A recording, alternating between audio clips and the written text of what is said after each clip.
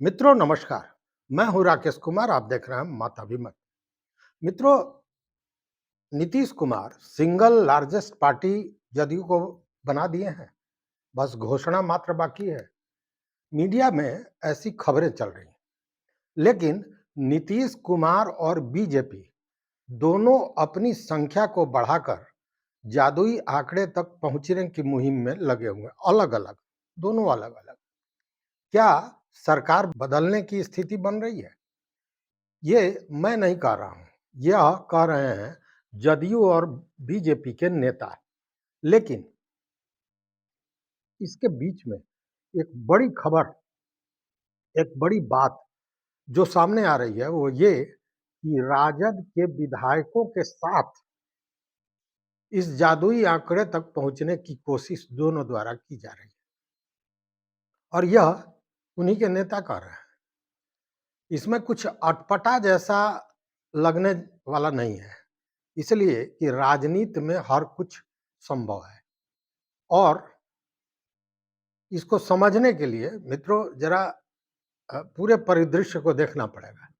और ऐसी परिस्थिति में कि दोनों हाथ मिलाकर साथ चलने वाले एक दूसरे को गिराना चाहते हैं।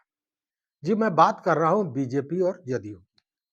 मित्रों, आप रोज सुन रहे होंगे कि नीतीश कुमार के साथ 13 विधायक संपर्क में हैं और जदयू सिंगल लार्जेस्ट पार्टी बन चुकी है। केवल घोषणा मात्र बाकी है, या फिर सही समय का इंतजार हो रहा हो। मित्रों, जदयू चुनाव पूर्व से ही बीजेपी के नियत पर भरोसा नहीं कर रही थी। पहले नीतीश कुमार को सीएम चेहरा बनाने को लेकर एक तरह से इनकार करते रहे सारे लोग। फिर सीट शेयरिंग को लेकर विवाद उठा था, आपको याद होगा। नीतीश एक सीट ज्यादा मांग रहे थे, मतलब वह फिर बड़े भाई की भूमिका में रहना चाहते थे। वहीं बीजेपी ने 2020 में जो चुनाव हुआ था और जदयू को उस समय 114 सीटें मिली थी, उसकी जगह 101 सीट देकर निपटा दिया। बीजेपी ने भी 101 सीट अ, अपने हाथ में रखा। मतलब यह बराबरी का संदेश दिया गया कि अब कोई बड़ा छोटा नहीं है, हम सभी बराबर हैं। बिहार में अपना मुख्यमंत्री देना बीजेपी का मकसद था और इसी के पीछे ये सारी चीजें हो रही थी। तो सीटें कम आए, इसके लिए उन सीटों को भी छीनकर एलजेपीआर को दे दिया गया था, जो जदयू के पारंपरिक सीट माने जाते थे। और निशाना सही लगा भी बीजेपी का। जदयू को 4 सीटें कम आई और बीजेपी सबसे बड़ी पार्टी बनकर बड़े भाई की भूमिका में आ गई, जबकि नीतीश कुमार के चेहरे पर ही यह लड़ाई लड़ी गई थी। और अब तो मोदी जी भी इस बात को मान रहे हैं कि यह जो प्रचंड बहुत बहुमत मिला है उसमें नीतीश कुमार का बहुत बड़ा योगदान है। अब नीतीश कुमार की प्रशासनिक ताकत छीनने का समय था और इसके लिए उनका गृह विभाग उनसे छीन लिया गया। खबरें आई कि स्पीकर पद जदयू के देने के वायदे पर ही गृह विभाग उनसे लिया गया है। लेकिन हुआ क्या? स्पीकर पद को लेकर भी हो हल्ला होना शुरू हो गया। भाजपा भी स्पीकर पद पर अपना दावा करने लगी और जदयू का यह कहना था कि गृह विभाग आपको दे दिया तो स्पीकर पद हमारे पास होना चाहिए, क्योंकि विधान परिषद में भी जो सभापति हैं वह भी बीजेपी के हैं, तो यह हमारा हक बनता है। लेकिन हुआ उल्टा। बीजेपी ने अपना स्पीकर बना दिया और फिर खबरें आने लगी कि बीजेपी ऑपरेशन लोटस के तहत नीतीश कुमार को सीएम की कुर्सी से हटाकर अपना सीएम बनाना चाहती है और खेला वहीं से शुरू हो गया। दूसरी ओर बीजेपी के इरादे को नीतीश कुमार पहले ही भांप गए थे और उन्होंने शपथ ग्रहण के समय से ही अपना गेम शुरू कर दिया था। जहां बीजेपी ने 14 मंत्री बनाए, वहीं जदयू अपने कोटे से मात्र 8 मंत्रियों को ही शपथ दिलवाया था और उसमें भी उपेंद्र कुशवाहा जो राष्ट्रीय लोक मोर्चा के सर्वे शर्मा है, उनके पुत्र को भी मंत्री बनाया गया और तब जब वह न तो विधानसभा के सदस्य हैं और न ही विधान परिषद के। मतलब डील हुई होगी और तब जो कयास लगाए गए, जो खबरें आई वो ये कि मार्च में उपेंद्र कुशवाहा के पुत्र को विधान परिषद का सदस्य बना दिया जाएगा और उपेंद्र कुशवाहा जिनकी राज्यसभा की सदस्यता का भी समय अब पूरा होने वाला है, तो जदयू उनको राज्यसभा भेज देगी। डील पक्का हो गया और यह शुरुआती और पहला बड़ा गेम था नीतीश कुमार का। मतलब कि पुत्रमोह और साथ में अपनी कुर्सी बचाने के लिए उपेंद्र कुशवाहा को नीतीश कुमार जो भी कहते, उपेंद्र कुशवाहा उसको मानते। ऐसे भी उपेंद्र कुशवाहा शुरू से 2 बार उनकी पार्टी जदयू में विलय कर चुकी है और उन्होंने तो इधर भी बयान दिया था जब यह बातें हुई कि नीतीश कुमार को हटा दिया जाएगा, महाराष्ट्र की तरह बिहार में भी नीतीश कुमार के साथ कुछ भी होता है तो हम नीतीश कुमार के साथ रहेंगे। जैसे महाभारत में पुत्र मोह को धृतराष्ट्र भी नहीं छोड़ सके तो स्वाभाविक था कि उपेंद्र कुशवाहा ने यह डील पक्की कर ली और उनके 4 विधायक एक तरह से कहें कि नीतीश के साथ हो गए। दूसरी ओर एआईएमआईएम प्रमुख असदुद्दीन ओवैसी ने अपनी जो स्थिति थी वह देखकर और 2020 में उनकी पार्टी के विधायकों ने क्या दृश्य दिखाया था उसको याद करके और अभी जो एनडीए सरकार में खींचातानी चल रही थी, इन सारी परिस्थितियों को देखकर सीधे ऐलान कर दिया कि वो नीतीश कुमार का समर्थन करेंगे। एक छोटी सी शर्त रखी और शर्त क्या, वो कोई शर्त ही नहीं था कि सीमांचल का विकास हो। तो स्वाभाविक है कि हर क्षेत्र का विकास हो रहा है तो सीमांचल का भी होना ही होना है। अब दूसरी ओर देखिए आईआईपी के गुप्ता जी जो पान समुदाय के कल्याण के नाम पर चुनाव जीत कर आए थे, तो उनको था कि जो पान समुदाय का कल्याण करेगा हम उसके साथ रहेंगे और जो सत्ता में है वही कल्याण करेगा, तो वो भी नीतीश कुमार के संपर्क में। हम के जीतन राम मांझी बीजेपी से ज्यादा नीतीश कुमार पर भरोसा करते हैं आज भी, क्योंकि अगर जीतन राम मांझी को कद दिया किसी ने तो मुख्यमंत्री बनाकर नीतीश कुमार ने ही वो कद दिया था।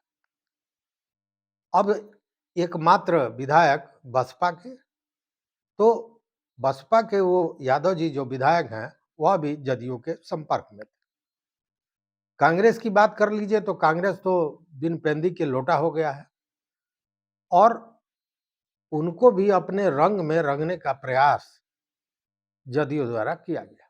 खबरों के मुताबिक नीतीश के करीबी अशोक चौधरी ने इस काम को अंजाम तक पहुंचा दिया। मतलब 6 उनके भी विधायक। अब इसी को लेकर खबरें आ रही हैं कि जदयू के साथ 13 विधायक आ सकते हैं, लेकिन खेल तो अभी शुरू होता है यहीं से। मित्रों, कल हमने बताया था कि कैसे नीतीश कुमार की नजदीकियां चिराग पासवान से बढ़ रही हैं। पुराने गिले शकुए भूलकर हाथ में हाथ मिलाने का प्रयास चल रहा है।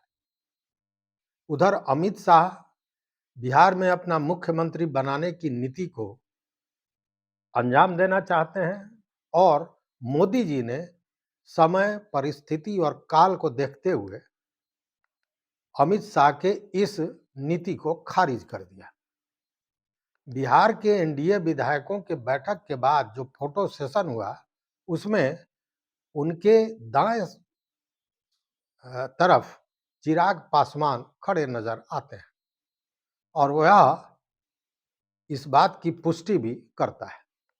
मतलब अब गेंद कहीं ना कहीं चिराग के पाले में है अगर वो जदयू के साथ हाथ मिला लेते हैं तो नीतीश कुमार जदयू की सरकार बना सकते हैं बिना भाजपा के सहयोग, और साथ लोजपा का होगा तभी यह स्थिति बनेगी। लेकिन इसके लिए जरूरी होगा कि राजद के कुछ विधायकों को भी अपने साथ जोड़ा जाए, और राजद के भी 15, 16, 17 विधायक पाला बदल सकते हैं, ऐसी बातें सामने आ रही है। आज पत्रकारों को जवाब देते हुए भाजपा के वरिष्ठ नेता और मंत्री मंगल पांडे ने भी यह बात कह दी। वहीं जदयू प्रवक्ता ने भी संख्या बल के साथ बजाबते इसका खुलासा कर दिया। पहले भाजपा नेता और मंगल पांडे ने क्या कहा, जरा सुनिए। आरजेडी के शिवानंद तिवारी ही कह रहे थे, जिसमें सवाल उठा रहे हैं कि आपको हार मिली तो आप मैदान छोड़कर भाग गए। अब बहुत जल्दी राष्ट्रीय जनता दल के अंदर की जो लड़ाई है वो बाहर दिखेगी, जो असंतोष है वो बाहर दिखेगा, नेतृत्व के खिलाफ जो बगावत है वो दिखेगा, परिवार में जो बगावत हुआ है वो तो दिख गया है, पार्टी की भी बगावत अब बाहर आने वाली है। अब बहुत जल्दी राष्ट्रीय जनता दल के अंदर की जो लड़ाई है वो बाहर दिखेगी, जो असंतोष है वो बाहर दिखेगा, नेतृत्व के खिलाफ जो बगावत है वो दिखेगा, परिवार में जो बगावत हुआ है वो तो दिख गया है, पार्टी की भी बगावत अब बाहर आने वाली है। तो सुना आपने, उन्होंने स्पष्ट कहा कि राष्ट्रीय जनता दल के अंदर जो लड़ाई है वो बाहर दिखेगी, बड़े एक तरह से कहें विश्वास के साथ, और जो असंतोष है वो बाहर दिखेगा, नेतृत्व के खिलाफ जो बगावत है वो दिखेगा, पार्टी के भीतर जो बगावत है वो बाहर आने वाली है। अब जरा बताइए कि इतने विश्वास के साथ मंगल पांडे यह कैसे कह सकते हैं? वह न तो राजद में है और न ही राजद के प्रवक्ता है। फिर यह मामला है क्या? यह है बीजेपी के द्वारा किया जाने वाला खेल। मतलब बीजेपी भी चाहती है कि अगर राजद के 6-7 विधायक भी साथ आ जाएं तो जदयू को किनारा करके अपनी सरकार बनाई जा सकती है।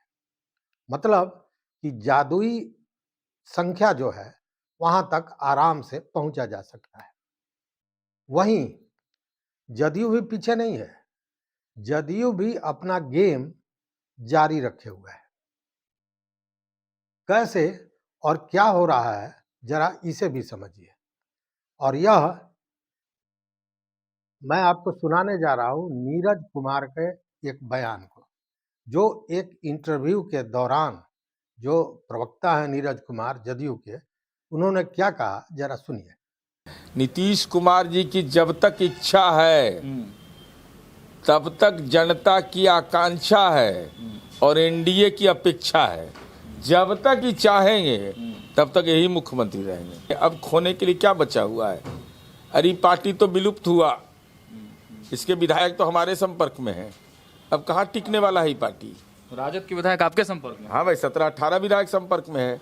क्या करें तो क्या करें हम लोग? बड़ी बात कर रहे हैं आप। अरे बड़ी बात कर रहे हैं तो कोई गलत बात थोड़े बोल रहे हैं। मतलब नंबर 1 बनेंगे आप लोग? नहीं, नंबर 1 नहीं मनसा है। हमने उनको कहा अभी वेटिंग लिस्ट में रहिए। अच्छा, अब उसमें बैठक की डिमांड है क्या?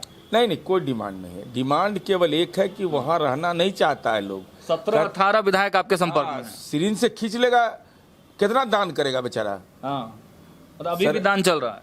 अरे अच्छा, समीक्षा बैठक में कोई पूर्व उम्मीदवार आया? कोई उम्मीदवार? उन्होंने कहा नीतीश कुमार की इच्छा होगी, जनता की आकांक्षा और एनडीए की अपेक्षा है कि नीतीश कुमार की तरफ के चित्र की ओर इशारा करके कह रहे हैं कि जब तक ये चाहेंगे मुख्यमंत्री रहेंगे। फिर एक सवाल के जवाब में उन्होंने कहा कि अरे ये पार्टी तो विलुप्त हुआ। राजद के लिए वो कह रहे हैं कि अरे ये पार्टी तो विलुप्त हुआ, इसके विधायक तो हमारे संपर्क में है, अब कहाँ टिकने वाला है ये पार्टी? हाँ भाई, 17-18 विधायक संपर्क में हैं। करें तो क्या करें हम लोग, नंबर आने की बात नहीं है। हमने कहा है कि अभी वेटिंग लिस्ट में रहिए, कोई रहना नहीं चाहता है वहां। यह आपने पूरा बयान तो सुना है, यह कहना है नीरज कुमार।